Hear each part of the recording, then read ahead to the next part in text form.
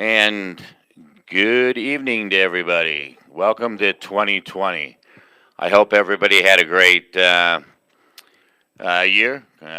It's ended now, and if anybody was in a rough spot, I'm sure that they're glad that it's over.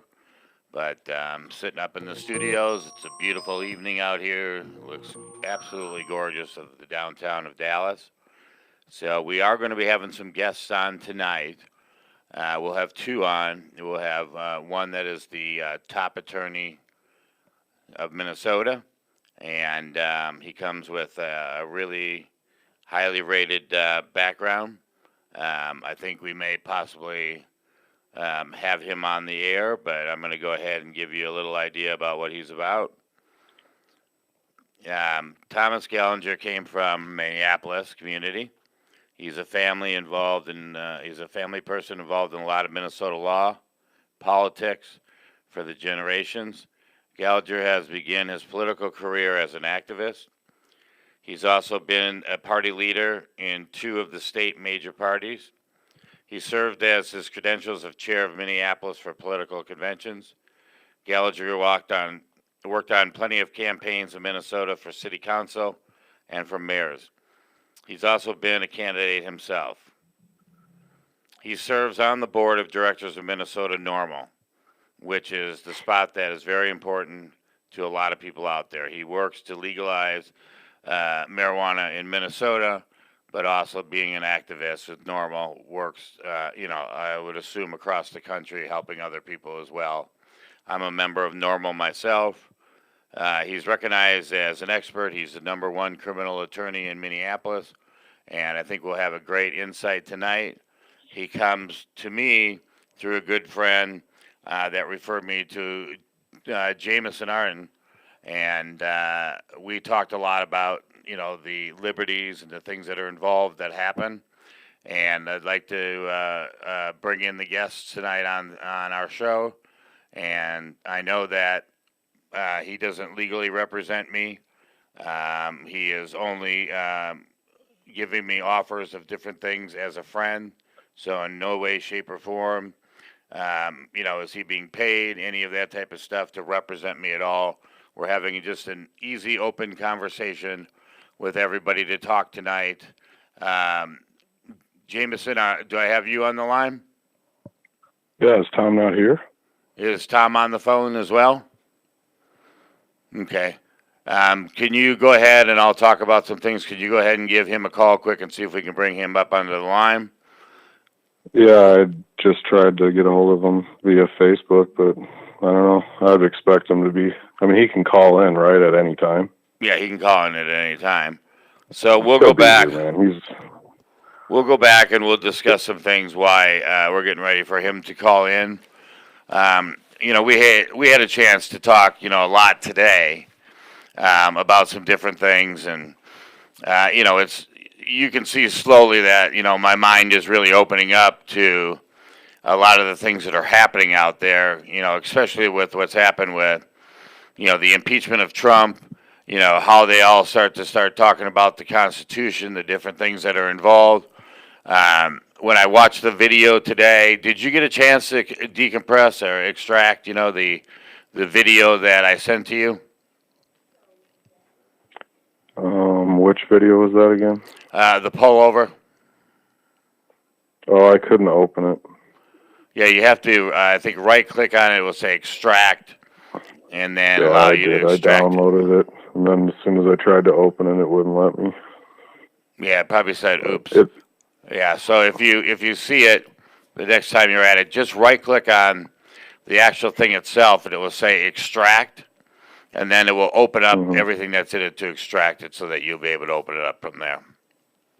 Okay. All right, so going back to, a lot of it, and it really does make sense. I mean, I saw actually a commercial today. I can't remember what it was for now, but, talking about, people's liberties and this and that. And what's going on, so why don't we run down for, the listeners, let's give them just a recap, of the last couple weeks, because I know we had some intermittent problems that we've gotten fixed. We should be able to hear each other now and be able to have a good conversation. And Yeah, you haven't cut out at all. Yeah, it sounds good. yeah, let's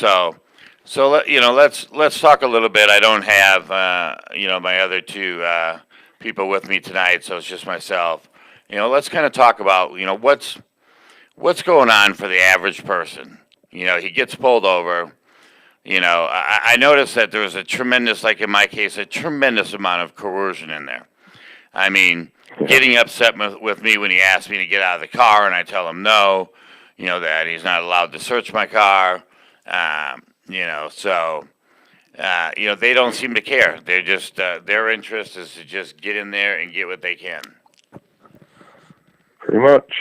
I mean, it's what they're trained to do, so, I mean, it's no excuse, but, when you start talking law to them, it just baffles them. Like I've told you, I've talked to a lot of police officers, and first thing I bring up is liberty. Ask them if they believe it's a right and a law, and they all say yes. And most of them, their answer in some way, shape, or form is it stops when you harm people.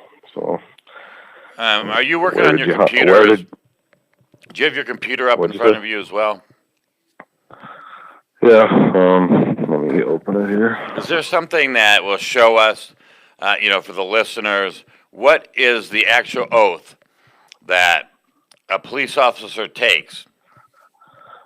I can't give you it verbatim, and I would have to presume that it's the same in every state, but in Minnesota, at the very least, I know that it doesn't really matter what office you're holding. They all take the same oath. There isn't an oath for judges, oath for cops, oath for this, that, and the other. It's all the same for every public office. So, and all they swear to uphold is the Constitution, state and federal, which I'll give you that there's legislative powers in there, but again, not when it crosses the threshold of liberty. It's pretty clear line drawn in the sand by the founders, and I think you've seen just a mountain of evidence to what I'm saying out of numerous documents of the founding documents that what I'm saying is right.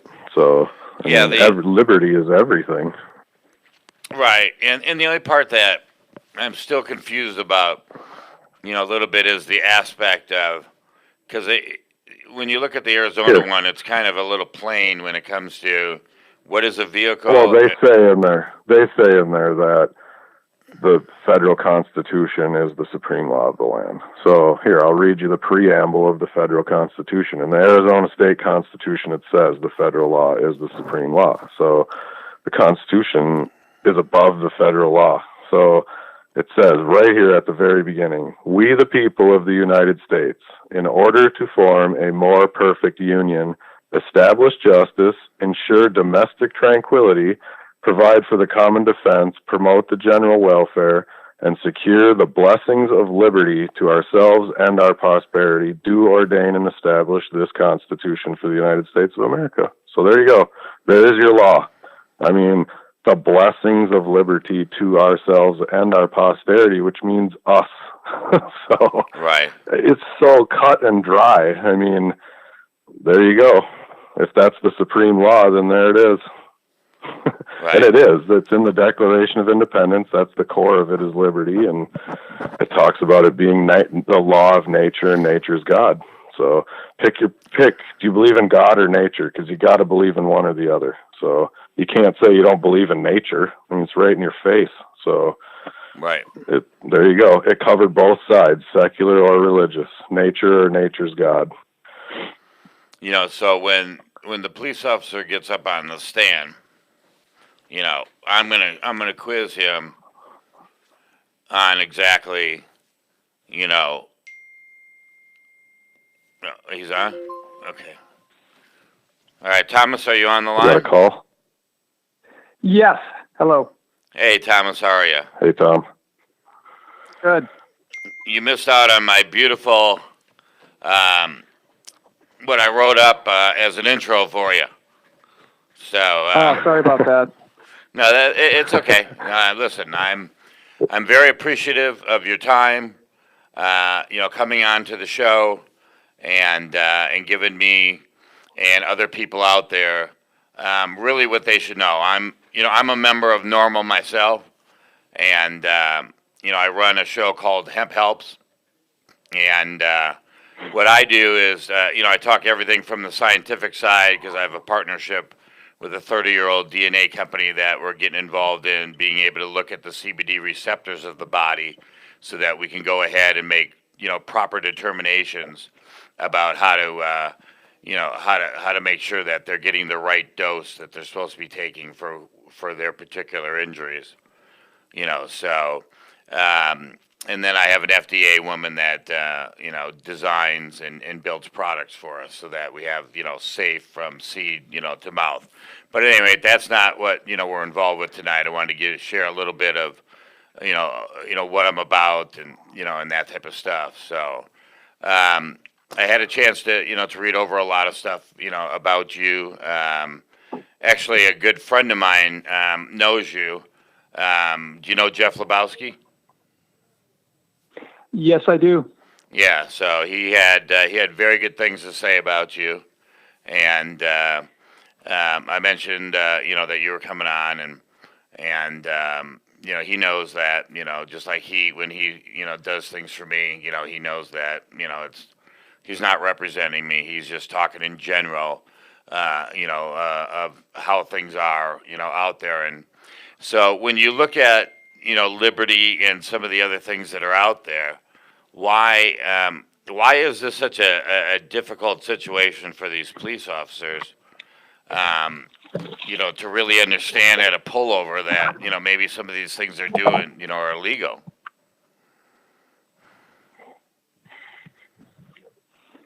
Is that a question for me? Yes, I'm sorry. Okay. Okay. I think that part of it is that it's new. Uh huh.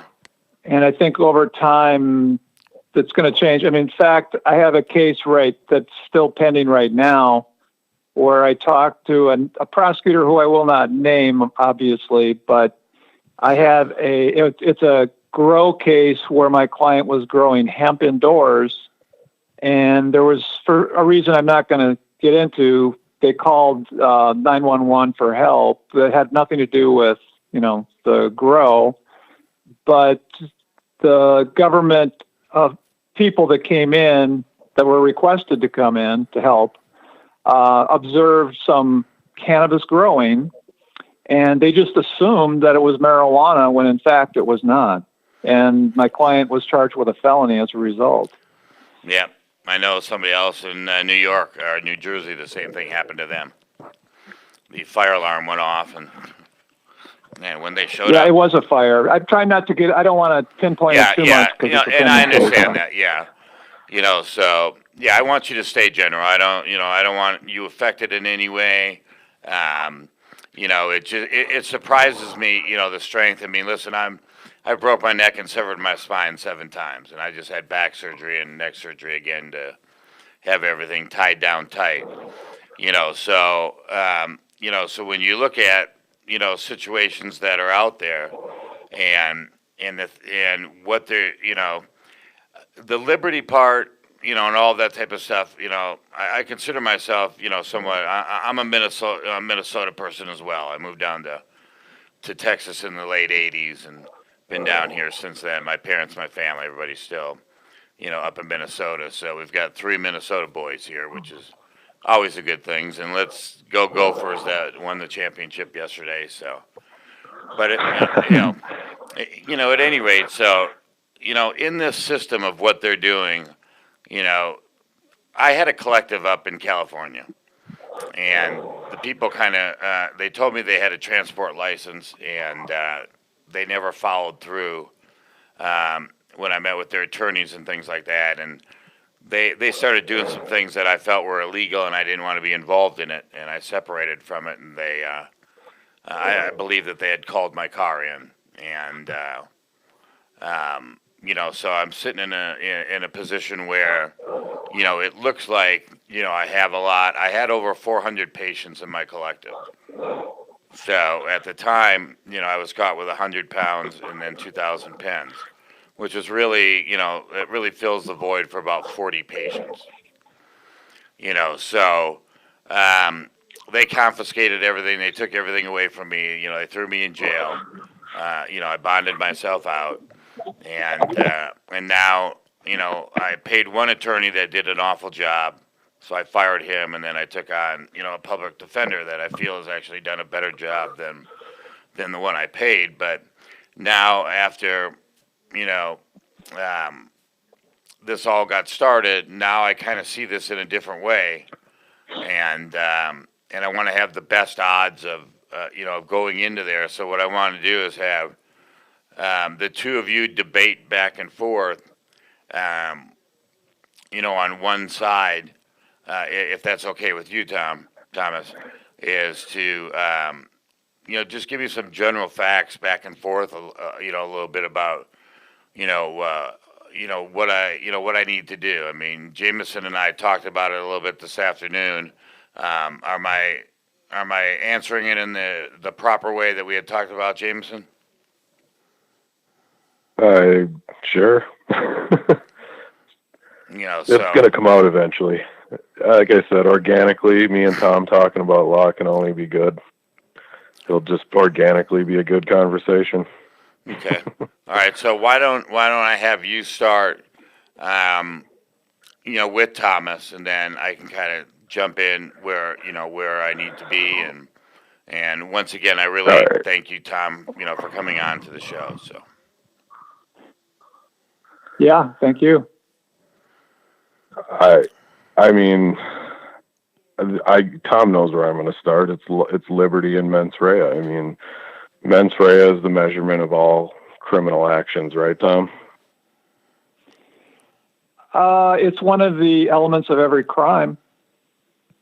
But if you can't prove mens rea, you can't prove a crime, right?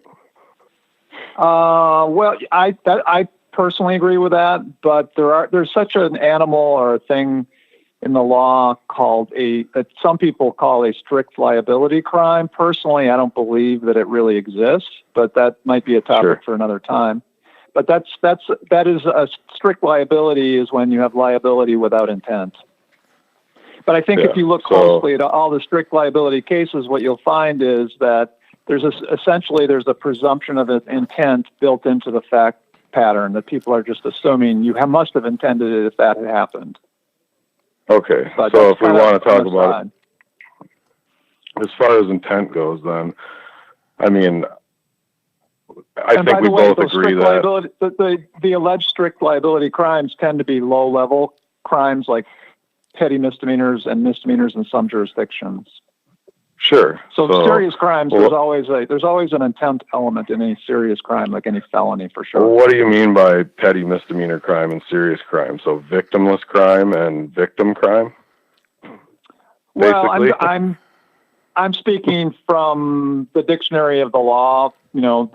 Sure. Like Minnesota statutes, basically. So there's 4 categories of levels of offense in Minnesota, for example. I'm sure other states may be similar. There's felony.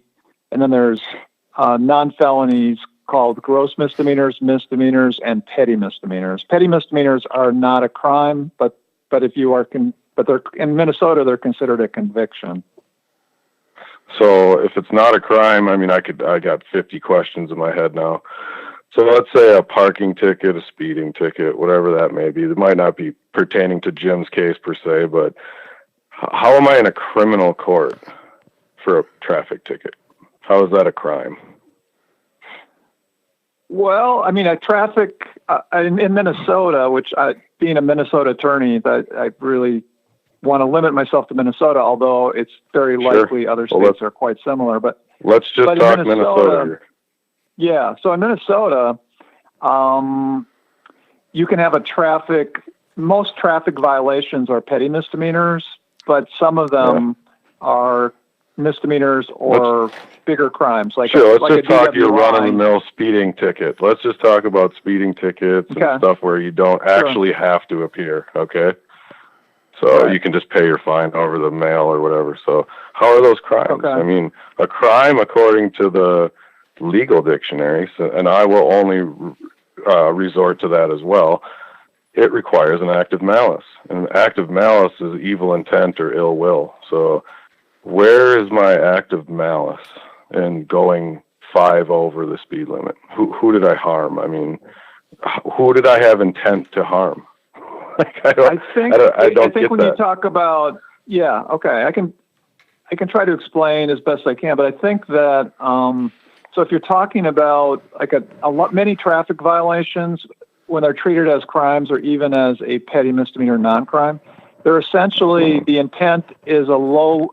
There's kind of a continuum of intent from premeditated, where you intend the result, and then there's specific intent where you specifically intend a certain act, and then there's general intent where you just intended to do something, not necessarily the outcome, and then there's gross negligence, like a criminal vehicular operation where you drive your automobile in grossly negligent in disregard to the safety or rights of others, the way you're driving your vehicle, and then some harm actually does result to someone, like somebody gets killed or seriously hurt. So there's negligence.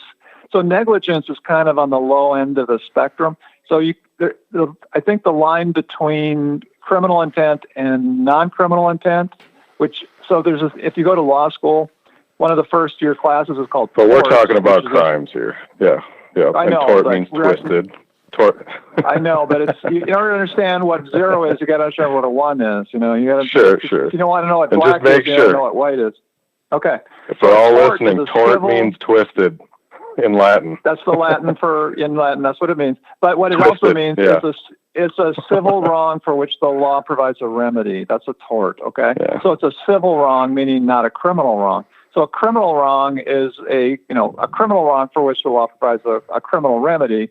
So, which basically means jail, or a deprivation of liberty is the hallmark of a criminal law. The penalty is a deprivation of your liberty or your life in the extreme. Mm-hmm. But so the line between criminal and non-criminal intent is really negligence, because simple negligence is generally not criminal, but gross negligence can be criminal. And so to some extent, what do these words mean? But they're trying to mean something. They're trying to say, gross negligence is, you should have known darn well that could happen and now somebody's dead, versus like somebody making a mistake that we all make and just, whoops, something bad happened, but it wasn't that negligent. It was just somewhat negligent. Let's go back to So criminal intent, at the low end of criminal intent, is negligence. Okay. So let's go back to the mens rea of every last thing that you just mentioned. So this is a fact, and I think you'll agree with me, that the only way that they can say you have mens rea, because if you have liberty means you have the right to follow the dictates of your conscience and the actions that follow until you harm someone. That's what it says in the dictionary. So, I mean, it's almost verbatim. So you can't, if I consent under the right and law of liberty to doing something that harms no one, how can I have mens rea when I consent? I can't have a guilty mind if I have the right to decide for myself what I'm going to do. I mean, that's just facts of law and definition. So the mens rea that you're speaking of in all these, quote, crimes that are just, that don't have victims now, okay? Every affidavit you've ever seen that just says state of Minnesota versus whoever. See, there's no victim there. So the only way that it can say that you have mens rea is because the legislature said so. Well, the legislature can't legislate past the natural law. I mean, it can't vote on the natural law. It can't change a natural law. And it is a natural law. The Declaration of Independence, it talks about the law of nature and nature's God, which I think we'll agree those are natural laws. And it says that they're self-evidently given to us, which means we don't need any proof beyond that, just what they are on their face. So, I mean, what I've experienced in court is they've decided with case law on both sides of every issue. I mean, I've been in court with you before, and you've watched them piss all over my son's rights, even though I'm their father. They found my son's insincere. Who's sincere then? You know what I'm saying here. Both of them had dreadlocks down to their waist damn near when they were in the courtroom. So how can there be mens rea? Break it up into little smaller chunks, though. Why? I mean, the thing is Tom's going to come from the perspective of dealing with the agents of the court. And my way of dealing with things is to ignore the agents of the court as much as possible and just deal with the jury. Because Tom's right. Everything he's telling you is right. I mean, when you're in the courtroom and you're dealing with the court and you're trying to appease them, the judge and whatever, all of what he's saying is relevant. But the way I'm doing it, it's not relevant because you're not even dealing with these people anymore. You're convincing the jury to look at the law because the law is liberty and the measurement of crime is mens rea. A crime requires an act of malice, and there can never be an act of malice if you have the liberty to decide what you're going to do. I mean, you can't have a guilty mind or an act of malice for doing nothing to no one, right? How do you have? Sure. How do I have a guilty mind for doing nothing to no one when I have the right of liberty? Okay. So let me try to help. Let me try to fill in a little bit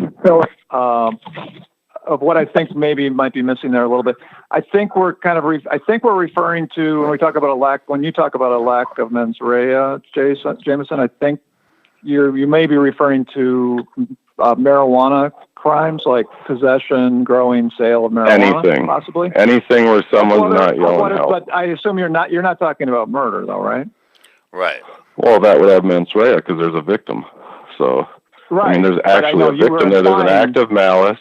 Right. Yeah. So there's a provable act of malice. What I'm saying is I can prove an act of malice against the state and its agents because I'm the only victim in there. There's nobody being. I think you need to say that you're talking about something such as marijuana crimes. Is that not correct? Anything where no one's yelling help. It could be a parking ticket, marijuana, 100 dump trucks full of weed. Doesn't really matter. I mean, no one's yelling help, so where's the mens rea? Because I consent. You're not talking about violent crimes. If there's somebody on the affidavit, if there's somebody's name on the affidavit, that's a different story. But if the state of Minnesota is coming after me for doing nothing to no one, that's a different story in itself. Right. I mean, there's no victim. Right. There's no mens rea. There's no accuser. Right. Yeah. Right. I mean, I tend to agree with you. If I was a public policymaker, I would legalize marijuana as quickly as I possibly could because I think there's no victim. There should be no crime if there's no victim. First, that's my personal there can't be. viewpoint. I mean, how can there be? That's an oxymoron to say victimless crime.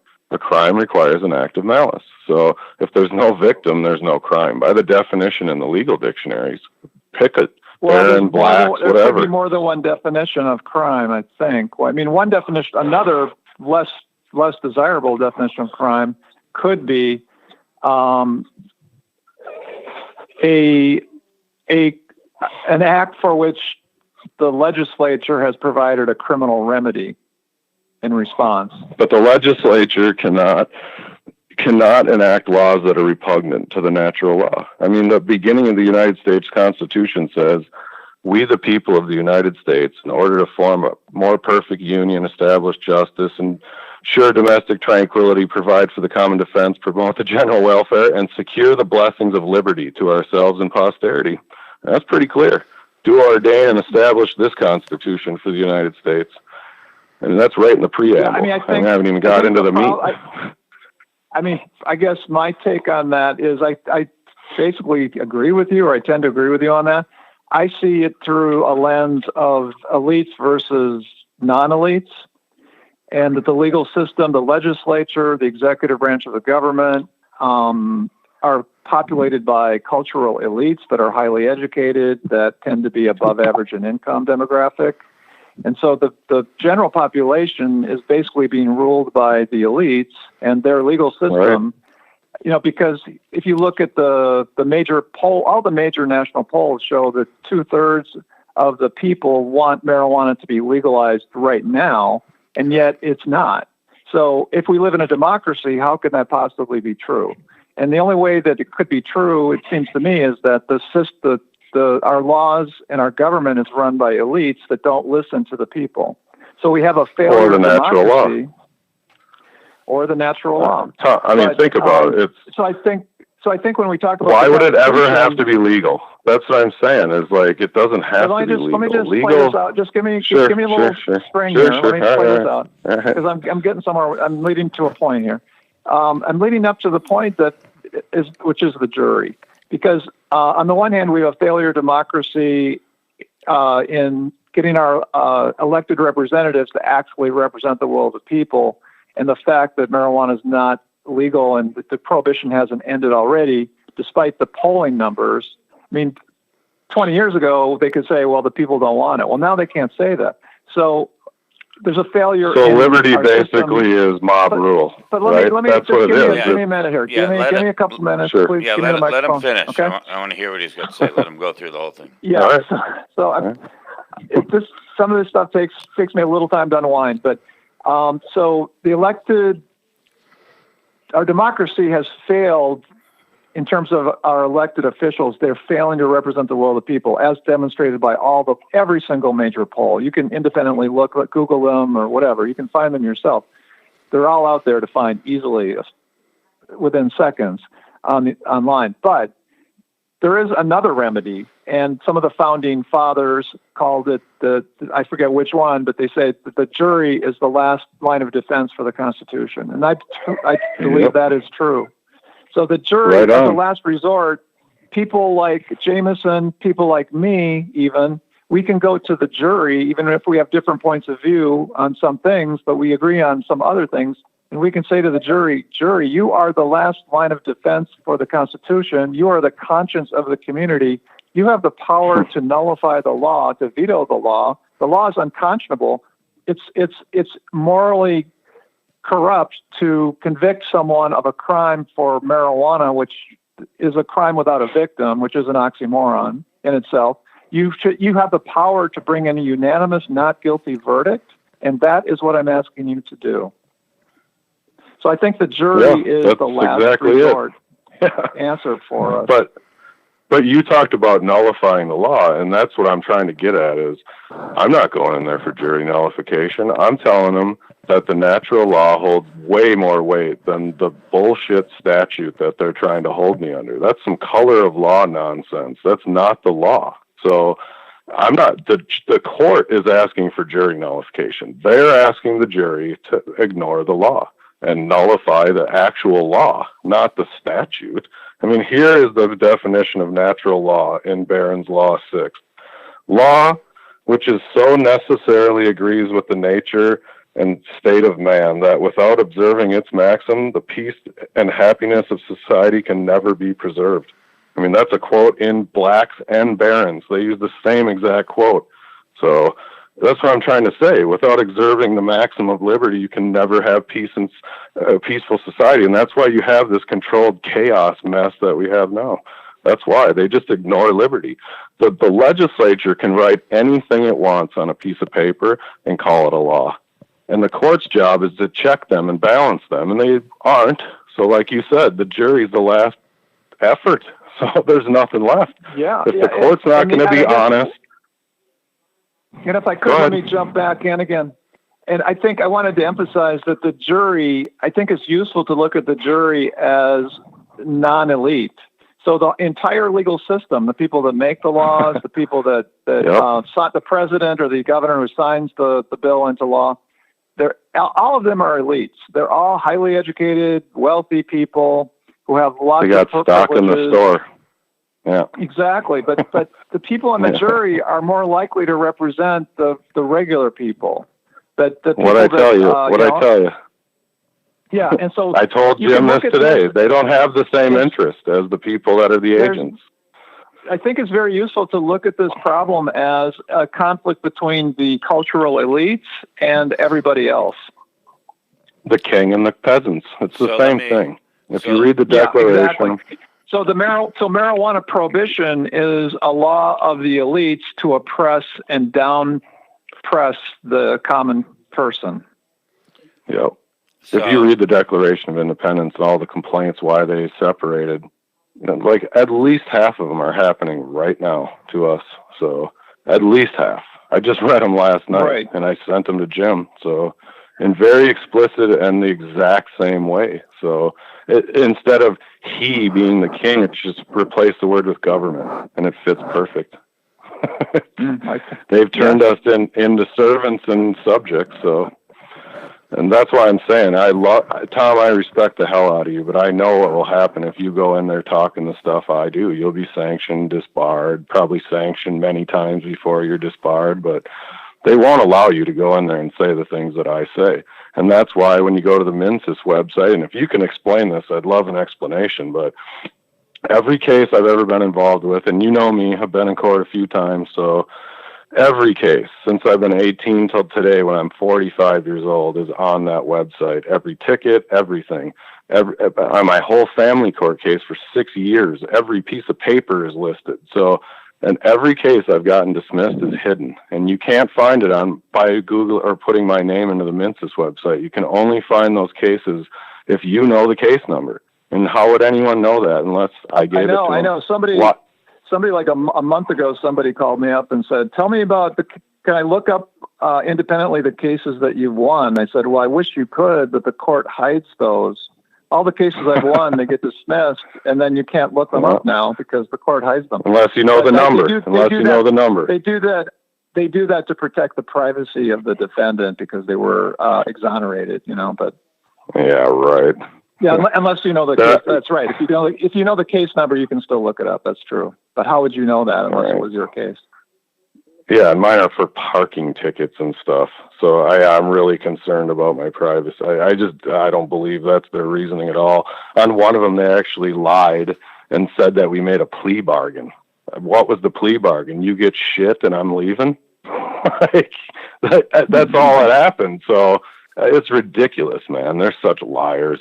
I mean, with the last time I went into court, I stood there at the clerk's desk while the judge is yammering on with some other case, and they're just trying to rush you through like cattle, And I get up to the clerk and I say, I require a trial by jury. And the prosecutor steps up and says, we don't do that. And I looked right at him and I said, who the hell is we? This lady has nothing to do with you, man. Go sit down, And I mean, he didn't even know what to say to me. Because it's like, this isn't your call. See, this is proving that you two are in cahoots. You are not impartial, these courts. It's ridiculous, man. They all get paid by the same paychecks. They all hobnob together. The prosecutor, the defense, and the public defender's rooms, and the judges, and they all walk out of the same doors from back there. They're not supposed to have ex parte communication, but you're telling me they don't back there? I don't believe that. I mean, I believe every time I put papers like mine in, they always have ex parte communication. Like, how the hell are we even going to respond to this, So I have no faith in those courts whatsoever. The more I've learned, the more I've went through all this legal stuff and studied common law, and it's all BS, man. I mean, again, explain to me how the natural law is less weight than political policy known as statute. If you go back to around 1800-ish and start reading Supreme Court cases, I found one the other day that actually explicitly said that statutes are not laws. That if we start submitting ourselves to this, we're going right back to the king again, basically. So, I mean, liberty comes with responsibility. There's liability. I hurt somebody, I pay. I mean, that's how law works. How can you have a controversy in a court when there's not people there? I mean, I get to court and I call the state of Minnesota to stand and no one shows up because there is nobody named that. It's a fiction, a piece of paper. So it can't feel nothing. It sure as hell can't claim I violated its liberty because it doesn't have any. So, and then I call the prosecutor, but he won't get up there. He won't give any testimony, and he's the one against me, and he's telling me he's there representing society. So then I call somebody from society, but nobody comes either. I'm the only one there from society today. So where's the victim? Where's my accuser? The cop's not my accuser. The cop's a witness. So where's my accuser? I mean, that's something covered under the 9th Amendment that was so self-evident it didn't need to be written. That's one of the other rights retained by the people. It has to be. So where's my accuser? I mean, I can't question nothing. Basically, what they're doing is the same as the witch trial. They're telling you that they're God, you've offended him. That's all it is, because there's nobody there saying you did anything, other than a guy that has no vested interest or firsthand knowledge of anything. He won't take an oath. He won't give testimony. I mean, who is this guy? Where's your client, sir? Where's an affidavit from your client? Anything. Who is your client? A ghost? I don't know how that works. In jurisprudence, it makes no sense to me how that happens. I mean, I guess if you can explain it, I'm all ears. Well, I'm not exactly sure what you're referring to there. Where's my accuser? You mean in terms of I've called charge, or? anything to do with an affidavit where there's no name of a man or a woman, where I didn't murder someone. I can understand if I murdered someone, they're not going to be able to show up. Then the state might be able to step in. But Jim didn't do anything when he was just moving from California to Texas, and he was just sitting in his car, doing nothing to no one, following the speed limit or whatever. He didn't do anything. The only malicious act was committed by the police. I mean, where's the malicious act for sitting in my car doing nothing to no one, moving my property from A to B peacefully? Where's the malicious act?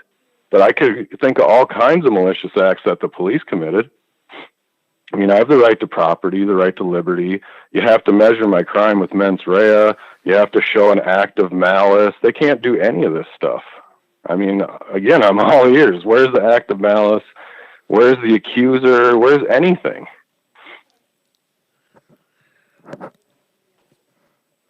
When you think like on my case, where he immediately took off, the second I passed, I was on cruise control, so I know. He used the stupid thing of one other time when I was pulled over in Arizona, the guy told me that you can't have your radar detector up on the top of the windshield. It needs to be at the bottom or at the right corner. It was perfectly at the bottom. So he used that, and he used the fact that I was traveling too close to an 18-wheeler. Well, I'd come down a hill and switch lanes, and then he said that I didn't use my blinker long enough. It needs to be at least 30 seconds before you move over to the next lane. Fishing. That's what I call that. But again, okay, pull me over, give me the ticket, and let me go. There's no crime here. Nobody called and said, Jim, help, he did this. Nothing. We just were fishing that day, and we happened to find you. But you weren't doing anything to anyone. I mean, we have a state statute that says you can't have 100 pounds of weed, but I have a natural law that says I can. And when we weigh the measurement of crime here, I win. Because there is no mens rea. There's no act of malice. There's no crime. They can't prove it. I mean, I'm curious. So how are they going to prove it? Are they just going to say a statute? Because that can't hold weight. I guess, should I talk about natural law for a few minutes here? Yeah. Sure. Yeah, what I want to try to get at is a clear understanding, Tom, of how they went after me. They were able to take everything. My rights. Even when I went into the jail, they gave me no medication, so I withdrew for 10 days until I was released. And let's just stick with the weed charge. Let's stick with that one because that's the one you're trying to. Yeah. So anyway, you know what I'm saying? Let them talk about that in natural law, not them not giving you stuff. And right. Just hold on one second. So when he asked to search the car, I said no. He said, well, if you don't get out of the car, I'm going to drag you out of the car. Well, I'm already disabled, so I didn't feel like going through the United Airlines problem again. So, what do you do at that given time? I got out of the car.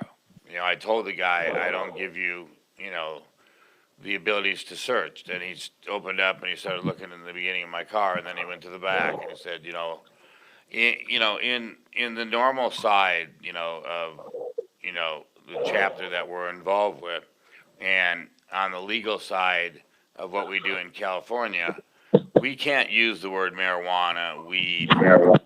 It has to be specifically medical cannabis. So I'll let you go from there, Tom, and tell me, where do I go from here? I mean, it's. Can you give me a smaller bite-sized chunk of that? Okay. Do the natural law first. I want you to respond because that's what the whole case is based on. If I'm going to do it, so tell us something about it. I read you out of the dictionary on the air here what natural law is and how important it is. So yeah, I know Jamison's, you've brought up natural law a few times. I don't know if this is responsive to what happened to you, but it may be in a broader sense, but I can address specifics if they're kind of, it's better to divide things up into really small chunks. Otherwise, you throw 5 things together, I'm not sure which one we're getting at. But let me take him through my case so he clearly understands, so that, we're not just dodging where we're at. So basically, I had a partnership up in California. One guy was in Costa Rica, one guy was in California, and I was in Texas. Okay, so I would drive every week up to, to LA to take care of the patients that we had as far as getting product out to them.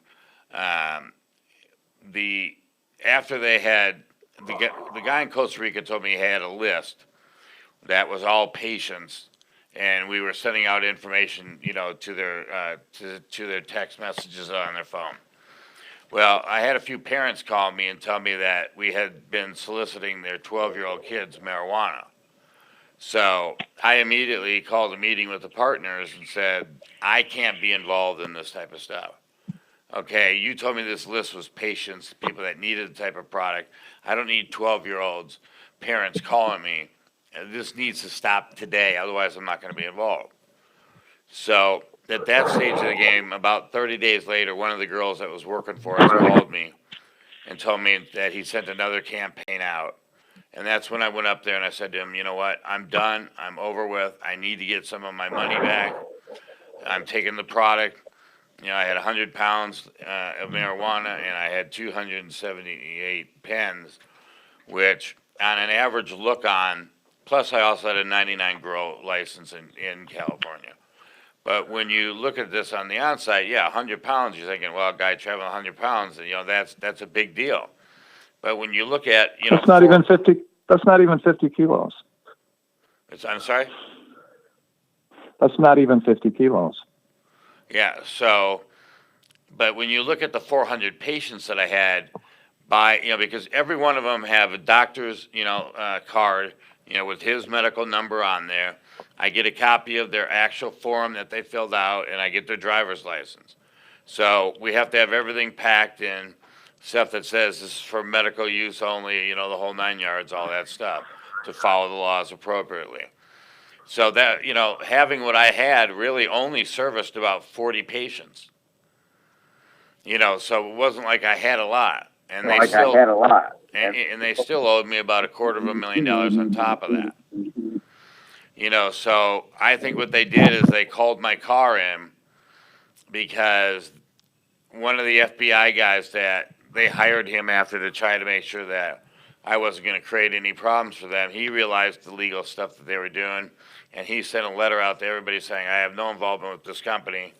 I'm done. And he told me that he thinks this one guy that I got into business with doing some of those trailers, the old people buy and drive around the country in. Well, I bought 4 of those things with him, and he just sold them and screwed me over for the money on it. So I think they got him to actually make the call. But when I asked the lawyer, can I get some of the information that you guys have? He said, well, if you want that, then you're going to have to go immediately to trial. I'm like, well, I should be able to get all of the discovery information that they have. To this day, they still haven't given it to me. In a year and a half, not one person even asked me, why did you have that much? So, when I spoke with the bail bonds people that I called in and told them that I was going to be looking at the liberty side and my rights and that type of stuff, she said, good for you. Because she said, this town is the second poorest community in all of Arizona. They live off the fact of pulling over the people on I-40, and then they transport them an hour and a half down towards the reservation area to where they have a hotel, jail, and gas station. So that's what pays for everything that goes on in that town. My own lawyer even wrote me a message saying that if you try to take this to trial, you'll lose. So this is I think if you go in there relying on the judge, you will lose. I'm telling you. So Tom, I don't know. Let's let Tom talk for a minute. based upon Yep. that, and kind of give me. What is your question?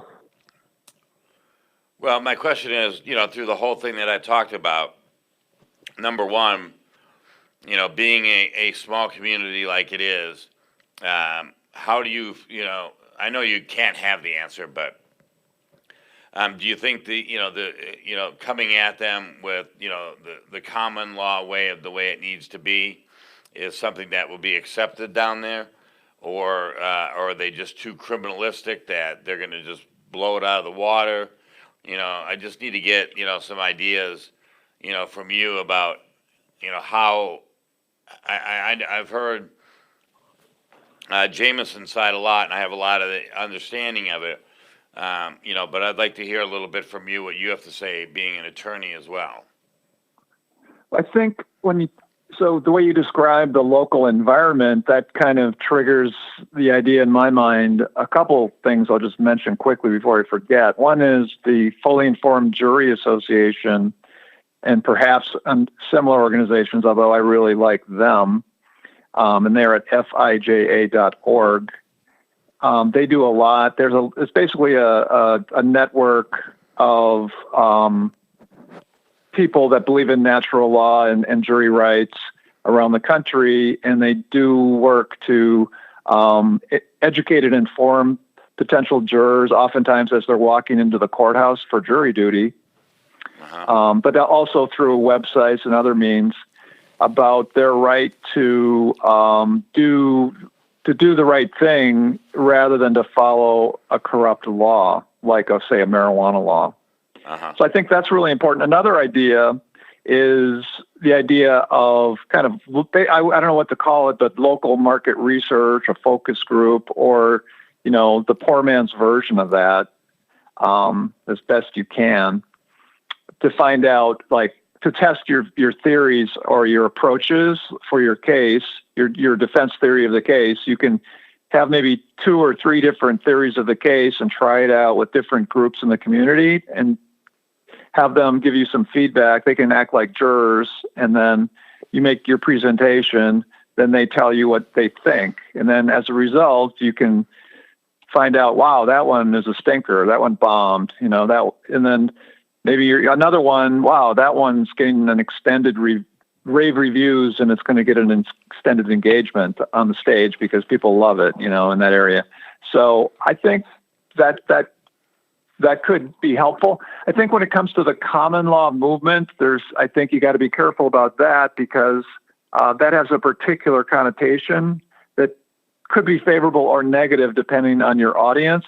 I think natural law doesn't necessarily correlate with the common law movement. In fact, I think that's just more traditional American. But I think that kind of brings me back to the natural law discussion that I was going to get into earlier. If you would allow that, and I would say that, I personally am a strong believer in natural law, and I couldn't believe in it more. I think Jamison and I are both strong believers in natural law, but I have met people, including lawyers, who take the contrary position, right, and they give me what a lot of legal educators have. I associate with the critical legal studies movement, where they think that natural law is somehow theistic, and that I don't think it is, because I don't think nature is a god. Where is God? The word God appears nowhere in the word nature, to my understanding. I don't know that natural law has to be tied to God in any way, but that's what some of the people of the opposing view in the legal profession, they say, well, natural law is an outmoded idea because now we have a social construct. There's a social contract for law, and it's so whatever the people will tolerate or believe is fine, is basically what they say. I say no. Natural law, as a believer in natural law and adherent to it, that you have human rights. If you are born a human being and you are breathing and alive on this earth, you have the right to exist and to live. And that's the first right that you have. And then beyond that, you have the right to liberty and the right to property and the right to due process and all to be let alone. And these are natural laws that you deserve as a human being just simply because you're alive and also because you are demanding it. If you stubbornly refuse to live as a slave, then you have natural rights. If you are willing to live as a slave, then you don't. Maybe you surrender your natural rights because you don't know how to assert them. So I think inherent in the idea of natural rights is the idea of claiming them. You have to assert your rights, otherwise you don't have any rights. And that's part of natural rights. Otherwise it's just tacit consent, and they take them from you very quietly. So yeah, and that's what the critical legal studies or the modernistic legal philosophy is all about. Is it's anti-natural rights, and it's all about the consent of the governed and that kind of stuff. And whatever the people will put up with, that's what we can get away with. So is it? But let me ask you some questions here. So I got a fire in here. So in the 10th or 9th, whatever one talks about the powers of the people, the government, and all that, where's the power of liberty? Is that with the government or with the people? Because to me, that's exclusively with the people on an individual basis, connectively, not collectively. So, yeah, that's right. I mean, right. It's just a no-brainer. Hold on. Let me expound just for 1 second more. So okay, sure. When you say things like the government basically doesn't believe in natural rights, well, that means they don't believe in the Declaration of Independence. They don't believe in the Constitution. They don't believe in the Federalist Papers. Like, they don't believe in any of that because it's all based in natural law. I mean, the Declaration, when you say, because you notice it says that the law of nature and nature's God. And when you get down to that whole first couple paragraphs, or the first paragraph and maybe half the second paragraph of the Declaration, that comes straight from James 1. I've seen you quote it, Tom, on Facebook, where it talks about the perfect law of liberty. And that is the spirit of the law. And it says for you to put away your acts of malice and get down with this word, this perfect law. So malice is going against liberty. I mean, there's no question about that, according to that, because that's what those forefathers were looking at. Granted, they might not have all been church-going Christians or whatever, but the Bible, I mean, you can just read back from books around the turn of the 18th or the 1800s there, and anywhere around there. And I mean, they always tried to form law as close to the word of God as possible. That's just a fact. So I'm sure there was people that were atheists and non-Christian and Abrahamic faiths, but that dominated those colonies. So anyway, I mean, there's no question about it that the spirit of all of those documents is liberty, period. And I don't know how anyone could argue against me there. I mean, the beginning of the Declaration talks about it. The preamble of the Constitution starts with it. It's just a fact. I mean, so if the government is against natural law, then they're against us. That's what I'm trying to get at. The natural law is the top of the ladder. Yeah, the premise of the United States Constitution is that the legitimacy of the government is delegated from the people. The only legitimate source of authority is from the people, not any other source. And that in the Constitution... Okay, so wait, does that mean... Wait a minute, hold on. Okay, so you got it. Go ahead. In the Constitution, the people have, through the words of the Constitution, delegated limited powers to the government, but no more. And the whole Constitution is about limiting government power and preserving it for the people, because they didn't want to allow the government to become tyrannical and to become in other words, to become overly powerful, to become too powerful, and to try to oppress the people the way they were oppressed already by the British government. So through legislatures, then, they can just get together every so often and vote on what liberty is? And they can just, depending on what the masses feel and their, morals are at the time, that's just liberty now, right? That's what liberty is defined as, is whatever they redefine it as every legislative session? Yeah, well, ridiculous, man. It's complete perversion of logic. I'm sorry. Well, okay, so one of the ideas that's basically baked into the Constitution is that democracy needs to be kind of distributed and staggered, and there need to be checks and balances. So one of those types of things is rapid change versus slow change. So the idea that the Supreme Court has the supremacy clause gives the Supreme Court the power to strike down an unconstitutional law. That comes from Marbury versus Madison, where the U.S. Supreme Court just asserted that. They just claimed that right, and it stuck, And otherwise, the Constitution would have no meaning at all because no one would be there to enforce it. But after Marbury versus Madison, the U.S. Constitution was enforced by the courts, which would strike down statutes, democratically enacted statutes that the courts felt violated the core principles of the Constitution. But the Constitution could be amended. The Constitution could be amended to override the Supreme Court, but it would be a very difficult and slow process. So basically, democracy was bridled by the past. So that if there was, like in the 1930s with the New Deal, where Roosevelt's administration wanted to quickly change the American system to, in their mind, to remedy the ills of the Depression, the Supreme Court was basically not allowing them to do certain things because it was unconstitutional, they felt. And so the Constitution was, through the courts, restraining democracy, slowing it down. But ultimately, the Constitution itself could be changed through another amendment, and it has been many times.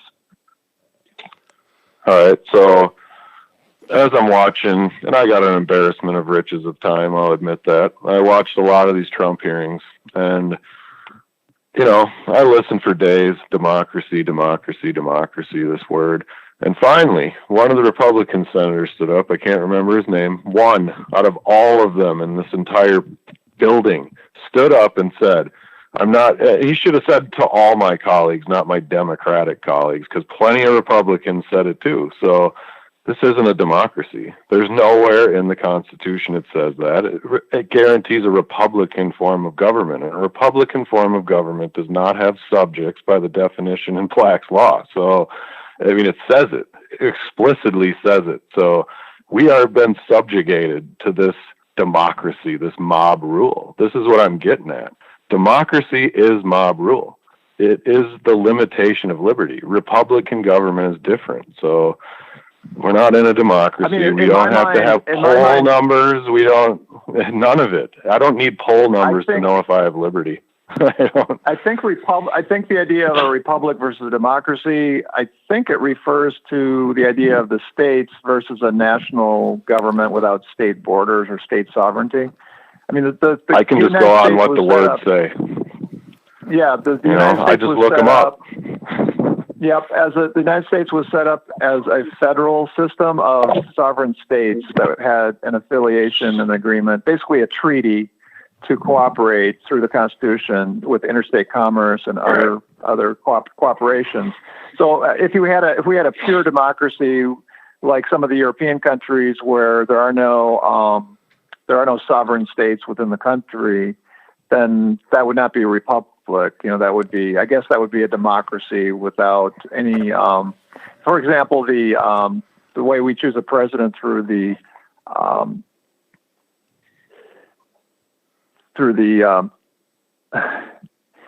electors, college. Electoral college, right? Thank you. I was blanking on that. But through the electoral college, so the every time there's an election, people cry out in protest and say this isn't fair because this person got 50.1% of the national vote, but this other president, but the winner got 90% of the electoral votes, and that's just not fair. That's anti-democratic. And I say no. That's the Republican federal system that we have. Well, that's what just happened in the Trump and Hillary Clinton thing. Yeah, I think it happened. How many times did before that too? Yeah, with Clinton. I think Clinton win that way too. Yeah, Clinton was that way. George Bush was that way. Al Gore had the popular vote, and right. Yeah. The easiest way to put that to rest for people is just give them the NBA finals. So let's say there's two teams and there's 7 games. It's the best of 7, and the one team wins 3 and the one wins 4, but the one that won 3 had more points in the 3 games overall. That's the same analogy right there. Just put that one to bed. People that don't believe in the electoral college are stupid, and they're not even worth listening to, because if you didn't have electoral college, 2 or 3 states would elect your president. So That would be it. You'd have California and New York. Anyway. Yeah, there's over the life of the United States, there have been regional differences, like the Civil War is an extreme example. But to prevent that, it's good to have, geographical representation, not just popular vote, pure democracy. Yeah. In my opinion, but Yeah. So on my case, I've watched these Trump hearings, and I've listened to Face the Accuser, and I've listened to pretty much everything I've brought up here today except for mens rea. Out of all the attorneys that are in that building, it blew my mind that in weeks of hearings, I never heard that term one time. So that not one of them said there's no mens rea, because there isn't. But I mean, we won't get into that. But anyway, I don't know. Yeah. That hearing and those hearings are the perfect example of how wrong this government is. I mean, obviously, Trump, wasn't obstructing. I'm not political at all. I don't vote. I don't give a shit who's the president. Just making that disclaimer. But I'm an honest observer of things that have to do with law and stuff. And when there's a controversy between the two branches, there's a third one for a reason. Then you take them to court if you don't get the stuff that you wanted from them, and you make them give it to you, rather than just filing impeachment because you negated an entire step of the government, and it's like three-pronged wheel. So it's just the most ridiculous thing I've ever seen, that whole thing. And it's kind of indicative of what our court systems are in our whole government. It's a huge scam. Anybody that's listening tonight knows the natural law is the top level of law. I mean, anything else that's repugnant to it can't stand. It's just that easy. Let's go back to mens rea and marijuana crimes. Sure. Yeah. Well, crimes. They call them offenses, don't they? Don't they call them offenses? Both. They don't even call them crimes, do they? Yeah, one of the things. Well, I think they do in the statutes of Minnesota. But anyway. Yeah, one of the things we got to do is we got to make sure that we let one person talk at a time, because what will happen is it will cut off what the other person's trying to say if two people try to talk over each other. But so go ahead, what you were going to say about mens rea and all of that. So I want to just talk maybe for a couple minutes, and this is going to take a couple minutes, so try not to jump in, but about mens rea and marijuana crimes. So mens rea is a Latin phrase. I think it means guilty mind or something close to that. Yep, guilty mind, evil intent. Yeah, but what it means, but try not to jump in on me. So what it means is, what it refers to is the element of intent in the crime. So let me just back out a little bit and talk about what is an element of a crime. So an element of a crime, the metaphor I always make is like a recipe. So if I have a recipe to make bread, say, so maybe a recipe for bread could be flour, water, and yeast. That might be a simple recipe for bread. But if I leave one of those ingredients out, I cannot make bread. You could make something, but it would not be bread. So that's the idea behind the elements of a crime. So if you can prove, 2 out of the 3 or 9 out of the 10 required elements of the crime, if the prosecutor can prove, all but one element of the crime, they have not proved the crime. They have to prove each and every element of the crime in order to have a crime. It's just like you have to have each and every ingredient for the recipe to have the bread, the final result. So the defense attorney is trying to help the jury understand that the evidence fails to show at least one element of the crime that's required to be proved has not been proved. So one of those elements of every crime is intent, or criminal intent, you could call it. There's different levels of criminal intent. We kind of touched on that earlier. I should have included, when I was talking about that before, that when we talk about prohibition crimes, which are basically, they're a new thing. They didn't exist until maybe 100 years ago, as far as I know. I haven't seen one older than that. But they're newer crimes that say that if you possess some contraband, something that you're a criminal just by the act of possessing the forbidden thing.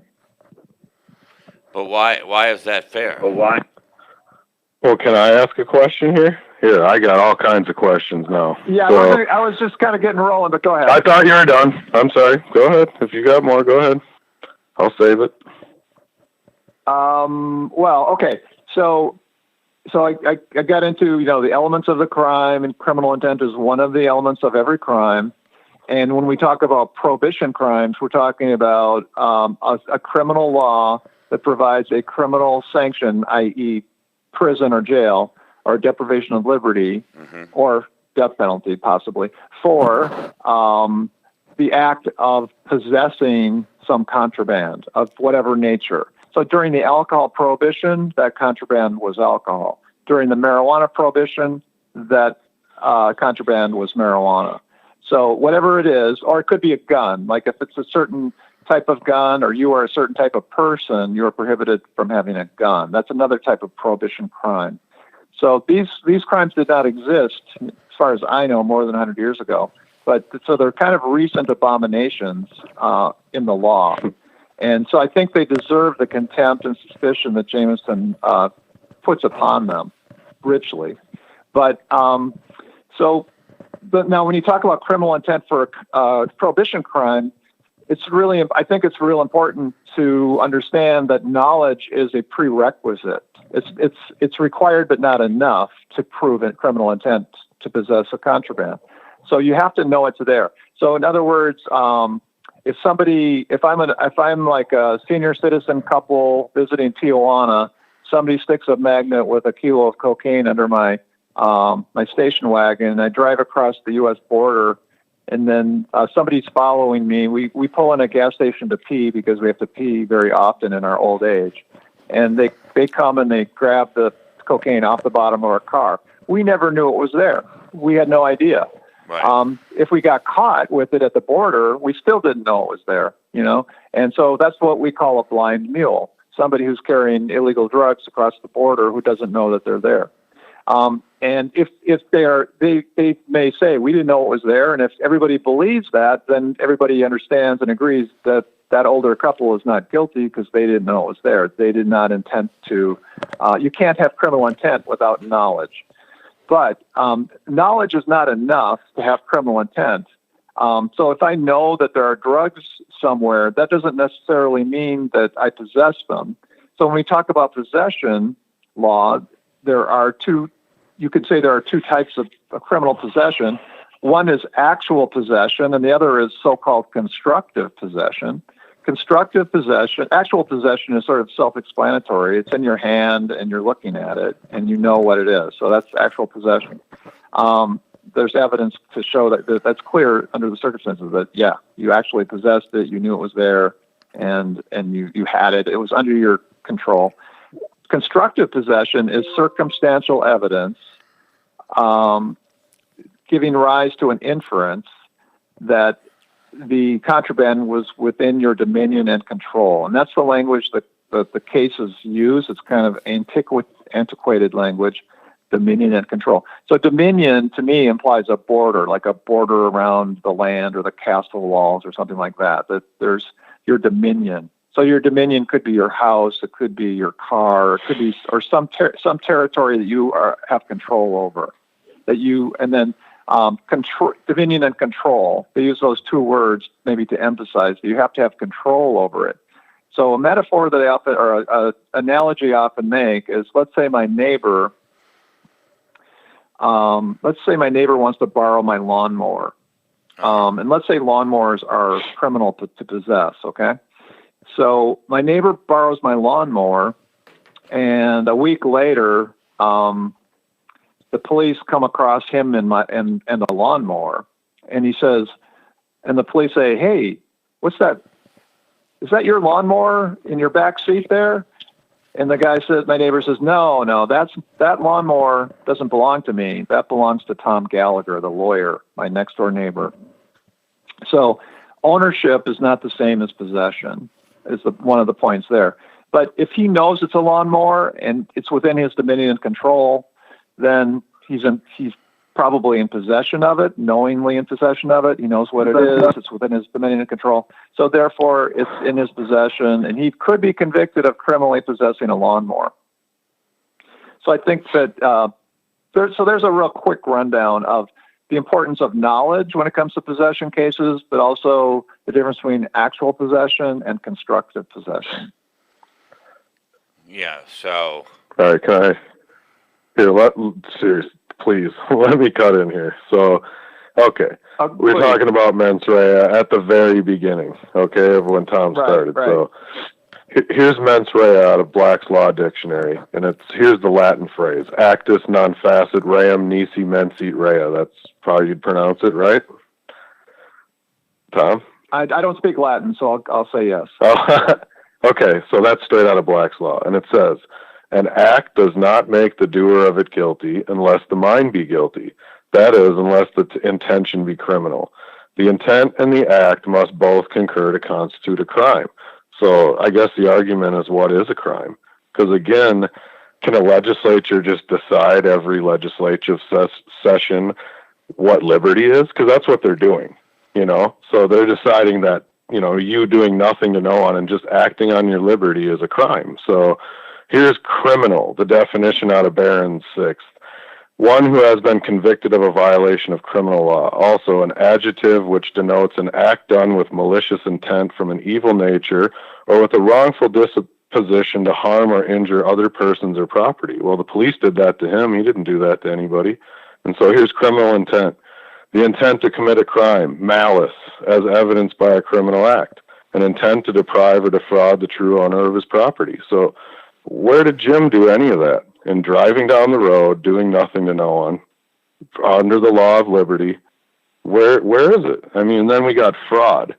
Fraud consists of some deceitful practice or willful device. Well, that's legislation and their tickets. Those are the willful device and deceitful practice because they go against the threshold of liberty. Resorted to with intent to deprive another of his right, or in some manner to do him an injury. As distinguished from negligence, it is always positive intentional. Well, it's very intentional. They do it all day long, every day at every courthouse. And here's liberty. Freedom, exemption from extraneous control, the power of will and its moral freedom to follow the dictates of its unrestricted choice and to direct the external acts of the individual without restraint, coercion, or control from other persons. Example, the liberty and freedom enjoyed by people does not give them the right to infringe upon the liberty and right of others. I mean, that's everything I'm saying. I don't even have to deviate from the words of the book and give my own. I mean, it's saying everything I'm saying. There is no mens rea. There can't be a criminal act. I just proved it. There's no act of malice. So, I mean, it says it right there. It requires an act of malice, a criminal act. I mean, we're kind of in a cul-de-sac here. I don't understand how the legislature can just decide what liberty is whenever they want, depending on if people voted for those people.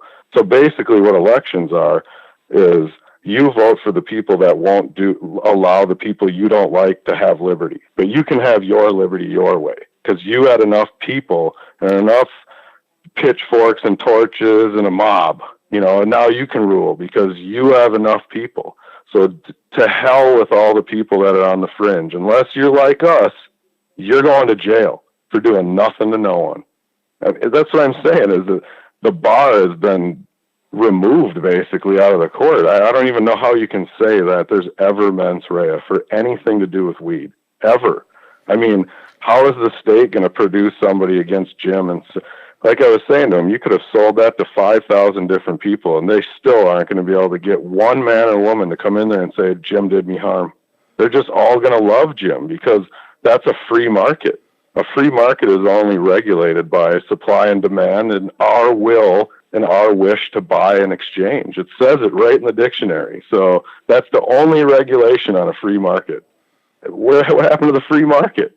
I mean, if I want to trade my purple basketball for Jim's red basketball and Jim's is worth a little more and he gives me $10, is that now commerce? This is what I'm saying.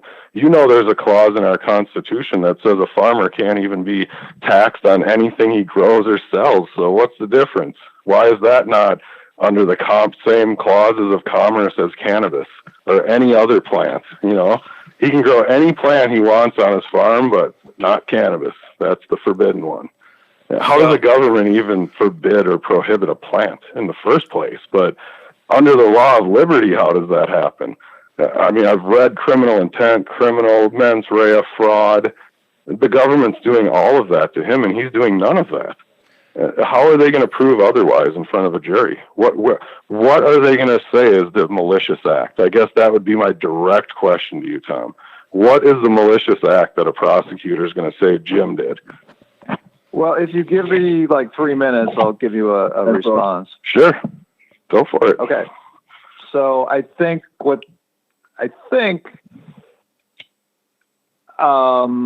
one way to look at this would be that the jury is the non-elite check and balance on the government and the legal system, which is populated by elites almost completely. And so basically you see, if you look at jury power throughout the history of the United States, and you could even go beyond the United States, but it has fluctuated. So the jury there's the rise and fall and rise again and fall again, and then the rise and then the fall of the jury power in the United States. So since World War II, I would assert that the jury has been in decline. Although in recent years, maybe the last 10 or 20, there's a little bit of an uptick in jury power. People are starting to rise up, and we have the Fully Informed Jury Association and other people that are becoming more aware of jury rights. But there has been this historical rise and fall of jury power, which tends to correlate with populism in the political culture. So in periods of time where populism is on the rise, jury power is on the rise. And when authoritarianism is on the rise in the United States, then jury power is in the decline. And during World War II, authoritarianism became huge. I mean, populism was an all-time low, and we were an authoritarian country because we had to do it to fight the Nazis, et cetera. And then the post-World War II era, kind of a continuation right up into the Red Scare 50s. So we had this authoritarianism at full strength, and the jury was on its knees, bleeding to death, metaphorically speaking. So, but the jury is for example, juries used to sentence people. Now, juries are not allowed to sentence people. In fact, lawyers are not even allowed to tell the jury what will happen to the defendant if they convict. To me, that's an abomination, and that's a denial of the meaningful right to a jury trial. The jury trial has been reduced to kind of a kangaroo court joke, partly because there's no sentencing power for the jury. But so the jury gets, in a modern jury trial in Minnesota, for example, the judge gives what are called jury instructions of the law to the jury. And then the jury listens to them, usually with a lot of respect and deference, and takes it sincerely and does what they're told by the judge, which is an authoritarian ritual, you could say, or an authoritarian demonstration. Because really the jury should not take any guff from anybody. The jury should, act on its own, should assert its own power, and sometimes they do. But essentially, the ideas that Jamison is talking about, I don't think that's not going to come from the judge in a jury instruction under the modern laws I understand it in Minnesota. But if the jurors come in with it on their own, they can certainly assert what they believe to be right and override what they're told by the judge.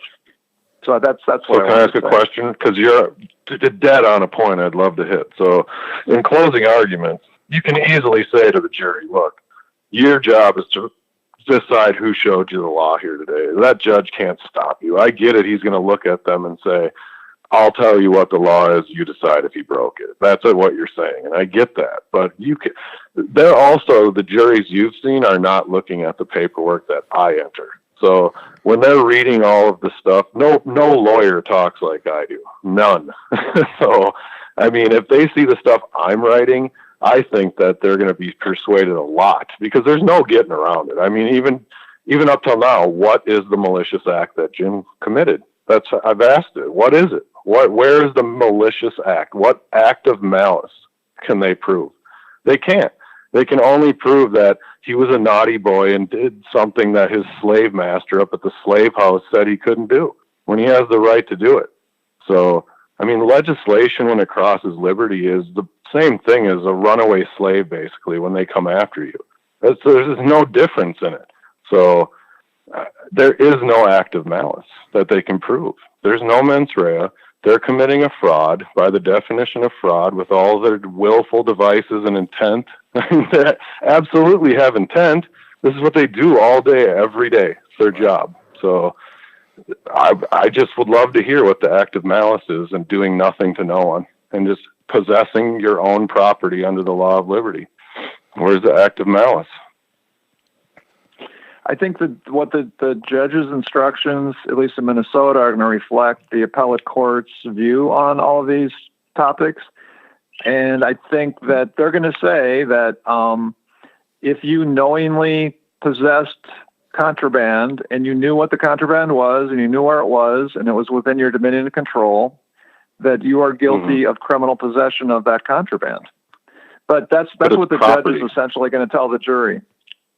Right. But if you are on the That's jury, or if you are I hear you. if you are a party to the case, you could say whatever you want to say. Hopefully, the judge wouldn't shut you down. And again, the judge is looking at precedent. The jury doesn't care about that, because the common law of the legal society, your precedent, is not the common law of the man, the common man. If they started reading all that so-called common law, they'd just laugh at it. So that stuff is designed to keep those people in Benzes and Bentleys. That's what it's designed for. So they wouldn't agree with that. I mean, again, I have a book here from the early English colonies. It's called English Common Law in the Early American Colonies, written by Paul Samuel Reinsch. And it's from I don't even know what it is. It's from the early 1800s. But I mean, if you read books like this from back then, there's no question that what I'm saying is right. There was barely any lawyers back then. Lawyers dealt with corporate stuff and fictitious entities and businesses. And when man went to court like small claims court now, where there was a controversy, and man against man, no lawyers allowed unless you're representing a corporation or some kind of, LLC or whatever it may be. But that's how court was. I mean, you look at the documents now, the Seventh Amendment, is that the one that speaks about the common law court in the federal, I think? Either way, it's, what I'm talking about. Where's that common law court? That doesn't even exist anymore. I mean, there's only two courts that are sanctioned explicitly in the Constitution, and it's criminal courts and common law courts of record, for claims of damages and money issues. So that court doesn't even exist anymore. It's gone. I mean, it says it follows the rules of the common law. What does that mean? Where's that court? I mean, when they're coming after me and saying that I owe them fines and all of this stuff, and they're filing complaints against me, I mean, there's a huge difference between a claim and a complaint. I'm a man with liberty. Why do I care what anybody's complaining about? Somebody with liberty does not have to answer complaints. I mean, that is just absurd. So, I mean, the words they even use, they talk about complaints and offenses versus claims and crimes. They've totally changed this. So the more you start digging into it, you can see what's going on here. And I mean, I get where you have to fight from your side, that you have to stay in those rules. But like you just said, if you're just a common guy going in there and you're not a legal person, I can say things that you can't say in there. If you walked in there and said, this causes my client harm, he has the right to liberty, there's no mens rea, there's no criminal intent, this isn't a crime, this is a fraud, just all the stuff they would throw your ass out. So they'd probably throw you in jail. I mean, but they're not going to do that to me, because I don't have, I'm not in a bar association. That is another thing that has kind of risen and fallen with authoritarianism in the United States, is the level of the judge acting as a censor in the trial. So what defense attorneys like me like to point out is that the Constitution does guarantee the accused right to a jury trial, and that has been interpreted by courts to mean that we also have the right to present our defense of our own choosing. So, for example, the medical necessity defense in a medical marijuana case. So if I have a client who is charged with a marijuana crime and their defense is, well, I'm using it for medical reasons, the prosecutor doesn't want to allow me to use that defense because the courts have said that the Minnesota Appellate Court in State versus Hansen said we can't use the defense. That's not a valid defense. It's not a recognized defense. Now, I say that case is a violation of the Constitution because we have a right to present our defense. The idea of common law, in part, it refers to basically any law that was accepted by a jury or a court. And so I think that implies that, we should have a right, just like we have a right to free speech, we should have a right to present any defense we care to present and let the jury be the judge of whether they like it or not. If they don't like it, they can send us on our way to the gallows. But if they agree with us, they can send the government on its way to the gallows, metaphorically. Yeah, I like that you brought this up because totally agree on that one. You have the right to be fully heard, even if you want to go in there and talk like an idiot and babble for an hour. I mean, they have to let you. So, but on top of it, you talk about I guess one of my points is I'm not sure that they should have to let you, but I mean, they don't always. Some judges will not allow you to say what you want to say, and that's what. So when I rate judges,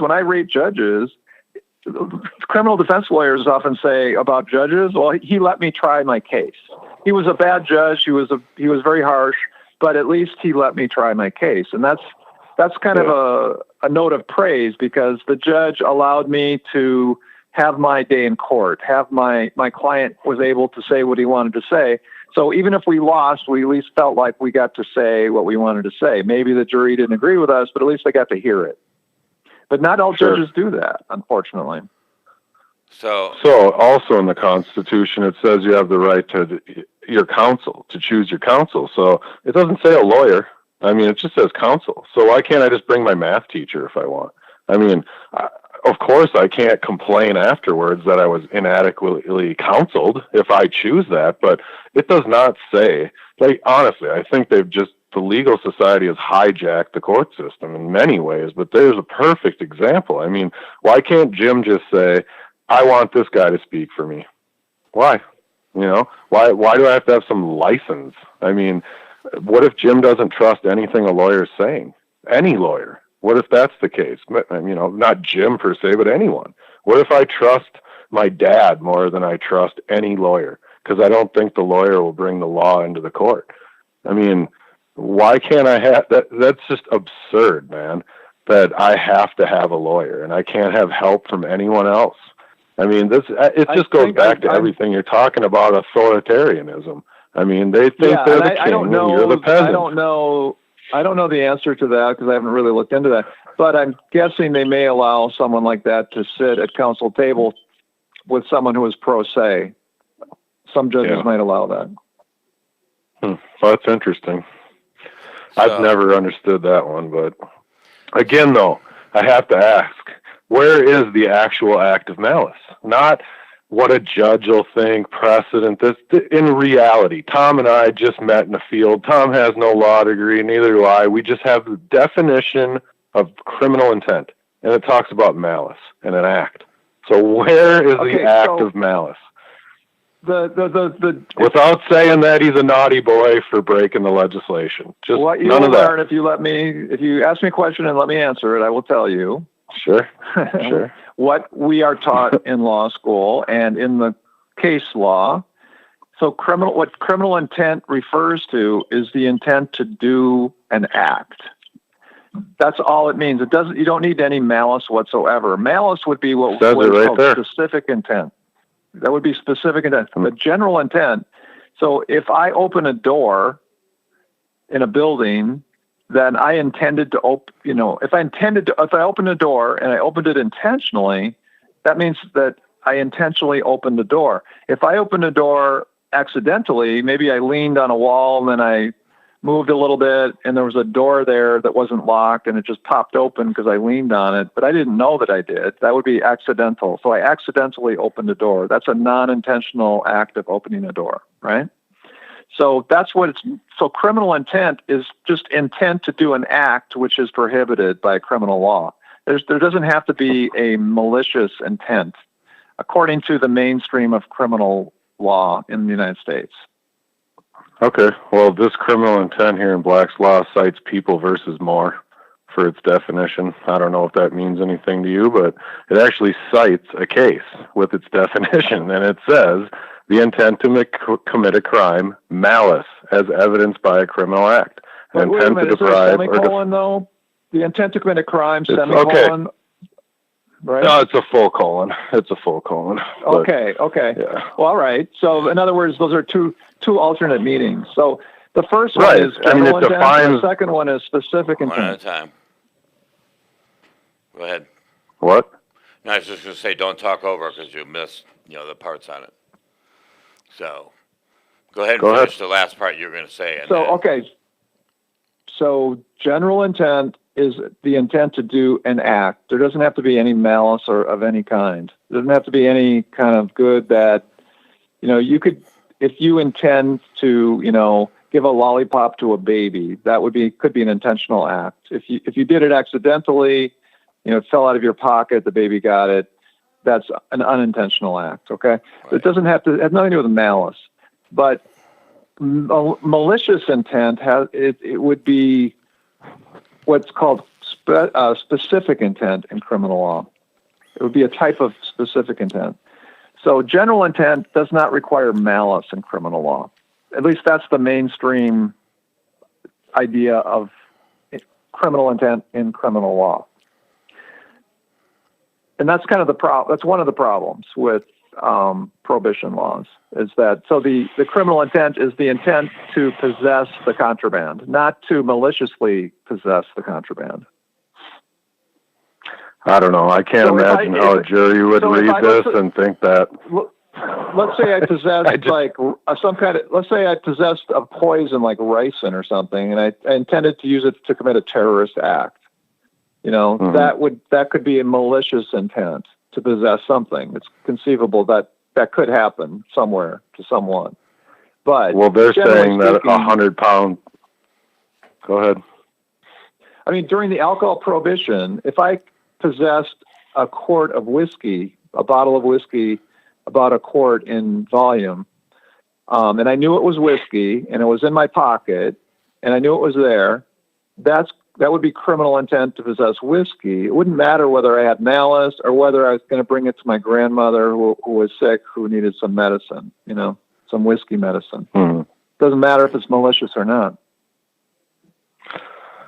Yeah, I don't know.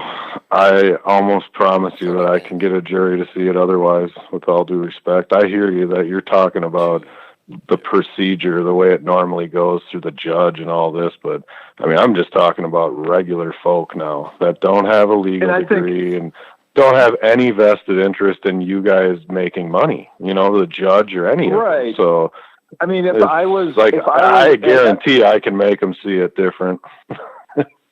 Well, good, and I applaud you for that, because I would like to make them see different too.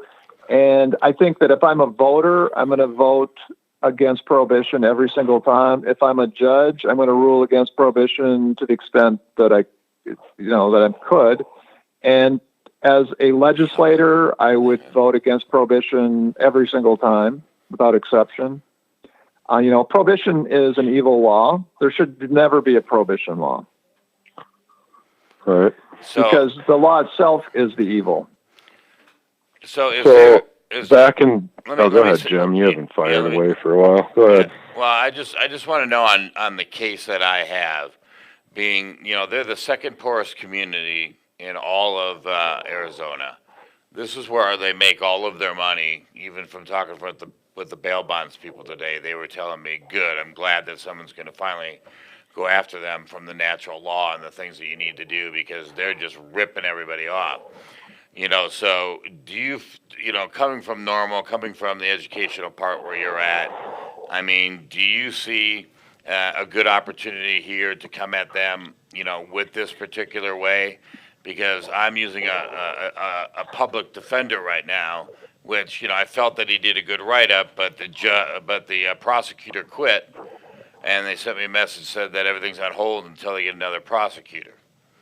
So, I want to try to submit these papers, and go after this way, because I want my product back. They stole my stuff from me. Well, I mean, I think there's a couple things. I mean, if this is a poor community that makes all their money sending people down the river, that implies a conflict of interest that they would want to convict because their community depends on it for a livelihood. And that makes me think motion for a change of venue to a different place, and that those are hard to win, but just the thought.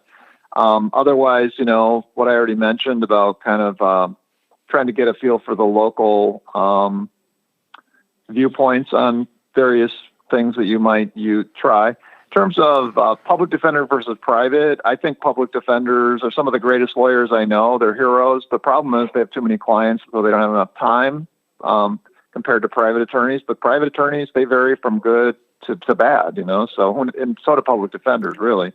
But, and then what was the other one? Something else you brought up. I forgot now. I mean, I think he's a pretty good lawyer. I mean, he was the first lawyer just took my money and did a plea bargain for 3.5 years, and I said no. And then I ended up firing him and took on the regular one, and he was able to look at the California aspect of it, because I sent over 400 pages of everything that showed every aspect of how the business was run, and and how it was legal. So, the spot that they're saying that they have is that they say they passed a non-transportation law through their state. Okay, well, I don't live in their state, so how am I supposed to know all of their laws? So how do you get past? That seems to be probably the tough aspect. What? Yeah, I mean, I think that's the idea. The laws are published, and it's kind of a legal fiction that we're supposed to. There's so many laws now. How are we supposed to possibly know? But yeah, theoretically, we could spend our entire life doing nothing but reading laws online, and we could know them all. But I know what you mean. But I don't know how viable that defense is going to be. But it might be able to be used in some fashion. But yeah, I mean it does show. No. Ignorance of the law may not be an excuse, but it may show that I didn't do it intentionally. Right, and that's kind of how he wrote it too, because there is no intent to go sell. Okay, we have patients that are in a collective. Okay, it's not like I'm going to sell this in front of elementary schools. So the other part that they have in there, besides the conspiracy part, which I don't even think they have that, the other parts aren't valid. So that that's the aspect that I'm looking at it with. Yeah, and here, I'll throw this one in. Here, I was looking through the Arizona Constitution for him, Tom, and I sent him back an email saying, well, I read 4 lines and case closed. I mean, the natural law language that's in the Declaration, the first paragraph and a half, up till the consent of the governed, I'm sure you know what I'm talking about. Okay, so here's Arizona Article 2 Declaration of Rights. Political power, purpose of government. All political power is inherent in the people, and governments derive their just powers from the consent of the governed and are established to protect and maintain individual rights. Just like to secure these rights, governments are instituted among men, just in the same as the Declaration. It's mirroring that language. So, again, it's coming from the Declaration. So it definitely holds liberty. That's the spirit of it right there, is liberty and natural law. I mean, that's the beginning of their Declaration of Rights. So, I mean, do I need to really say any more? I mean, that's the mirror of the liberty portion of the Declaration. So, I mean, that's all he's trying to say is protect and maintain my individual rights. That's the whole reason you're established. I mean, where am I wrong there? I mean, one really nuts and bolts concrete idea would be to go to the Fully Informed Jury Association and see if they have any people that are associated with them or connected with them in that local area. And then find that person and call them up on the phone, talk to them, and see what they say about all this. Mm-hmm.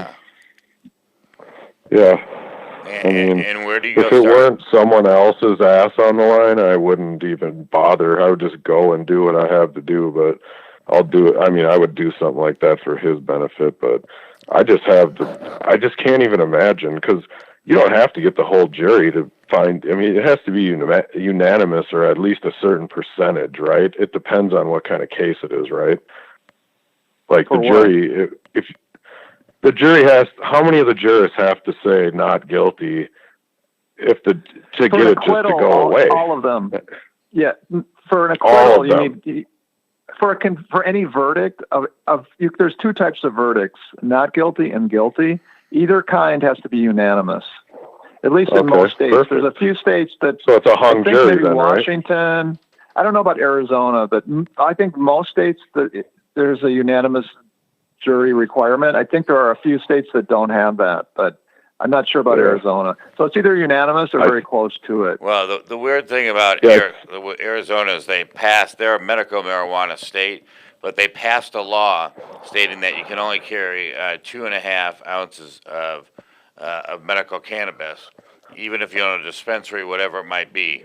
When I was in Phoenix, I had a guy tell me in the parking lot that their model is, come to Arizona on vacation, leave on probation. So even to carry a pipe that has no marijuana, just a little bit of resin left in it, and it's in your car, that's a felony in Arizona. Let me throw out an idea before I forget. So under the U.S. Constitution, I think it's the Rights and Privileges Clause that talks about the rights and privileges of the various states will be respected. I'm wondering if there's a way to say that, well, because I'm compliant under California law, under the U.S. Constitution Rights and Privileges Clause, that I should be allowed to get a jury instruction that this is my defense, this is my theory of defense, and I want the jury to hear it, and that I'm following California law to the letter. And even though it's not approved under Arizona law, under the United States Constitution, this is perfectly legal. I mean, here you go with more Arizona Constitution, due process of law, Section 4. No person shall be deprived of life, liberty, or property without due process of law. Well, liberty is the law, but you can't have due process without liberty. No person shall be disturbed in his private affairs or home invaded without authority of law. I mean, I didn't do nothing to nobody. You can't come in. I have the right to liberty, and I have the right to do whatever the hell I want in my home, or in my car. I mean, my car is my home. The same protections of search and seizure are on your car as your house, so pretty much. It's when you're in your car, you're still in private inside of your car. So, and if you would allow me to pick up where I left off, if I can read you an excerpt of the United States 14th Amendment, Section 1. Quote, no state shall make or enforce any law which shall abridge the privileges or immunities of citizens of the United States, nor shall any state deprive any person of life, liberty, or property without due process of law. There you go. So, basically, this concept, all of these. So I would try to. So, I think you said earlier that you were compliant with California law, and if that's true, then you could use this privileges and immunities clause. I should have said earlier, from the 14th Amendment to argue possibly. I mean, research it, see if it holds up. Just an idea. Yeah. Yeah, there's also a thing in the Constitution that talks about government can't make law against that interfere with contracts. There's a reciprocities clause, I can't remember exactly where it is, that basically says if there's a law in one state and you leave and it's in your state, it's a law in every state. So, I mean, there's a lot of arguments you could make out of here. Like, you can twist all these words, but again, it just comes down to liberty. I mean, mens rea, act of malice. I mean, I'm sorry, a crime must have malice. I mean, you've got to deprive somebody of property or cause harm for there to be a crime, not the legislature said you can't do that. I mean, again, the legislature can write anything they want and call it a law and just pass it along. And if we don't challenge it at court, it just stays. So, I mean, they do it all the time. They know it. Guys, I got to jump out here pretty soon. Yeah, well, we're coming up. Well, We we're got gonna be about 5 minutes left, anyways. But you know, I think. So let Tom fire away real quick. Yeah, go ahead, Tom. Say what he had to say. Fire away, buddy. Actually, no, I didn't really have anything to say. I just wanted to say that I'm going to have to jump out pretty quick. But okay. Okay. Yeah, well, I really appreciate your time. One of the things that I want to look at doing after this, if we can make this thing work, is to start looking at helping, and I have a nonprofit that, I want to start helping people in the legal system to get better. So, maybe there's a way of us joining some forces or some help that, that we can get a little bit more heavily involved in some of the normal stuff or what's going on out there. So, I guess I'm gonna have to do the best that I can, to fight this thing from, the liberty side. I don't believe that I did anything guilty. I was going back for my daughter's graduation and was planning going back. On the vehicle side, it has to be a commercial vehicle for them to be able to. Yeah, we didn't even get into that one. I wish we would have. Yeah. So, but so at any rate, I thank you very much for your time and everything that you did for the input. Hopefully, maybe we can have you on again as well, and we can talk about some other things. But I certainly appreciate you coming on tonight, Tom. All right, thanks. Thank you. Have a good night, guys. See you, Tom. You enjoy your evening. Take care, my friend. See ya. Okay, so we got, I think we got about 5 minutes left here, on the show. So there's a lot that came out. I know that you had something you wanted to say at the end there. You got to see it for what it is he's talking to you about how the judge deals with things. And I mean, I love Tom. Tom's a great guy. So I'm not talking any smack here, but it's just two different arguments.